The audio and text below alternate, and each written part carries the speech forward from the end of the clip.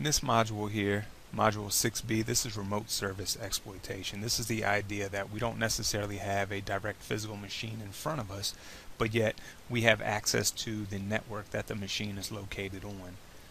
Therefore, we will be able to exploit services that may reside on a workstation or a server in order to gain access or extract information, whatever it is that we choose, whatever it is that that exploitation provides us. As we start off here, we will need access to the public internet. We're going to use a tool called Metasploit. In order to use this tool, we're going to have to update it and prepare it for use. You select your Kali Linux system or attack machine, edit the virtual machine settings, and we're going to jump out of this host only. We're going to jump into a bridged environment, replicate physical network. I'm going to say OK here and power this on. Alright, so my system's finished booting up here. Let's go ahead and enter the credentials. And once we arrive to a desktop, I'm going to open a terminal prompt and I want to ping Google's DNS. Let's make sure we have an external connection, and we do. Control C to stop the ping. Now here, let's go ahead and start Metasploit. What we're going to end up doing with Metasploit in this initial module is updating the database and the plugins for it. MSF console.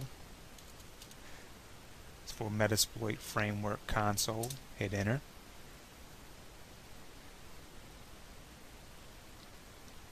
It's going to take a few minutes here to get started. And after Metasploit loads, this is where we're going to end up. You may have a different banner. Yours may look slightly different than this. This rotates, and we get some cool images in there from time to time. So first thing we're going to do is MSF update. It's checking a repository, and it will pull down, it looks like, from this being a fresh Kali instance where I have not updated.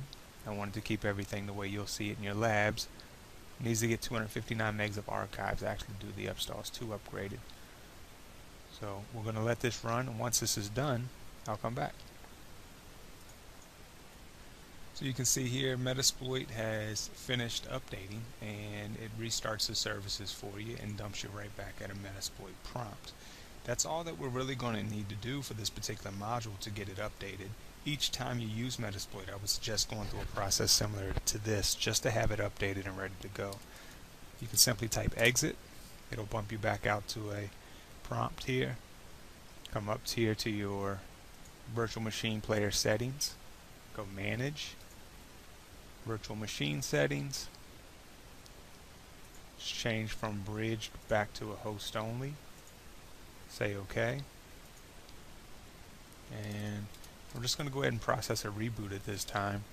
You can also do a service networking restart if you choose to do that. But that's going to be it for this particular lab, and we'll be right back with exploiting our Windows workstation and the Net API.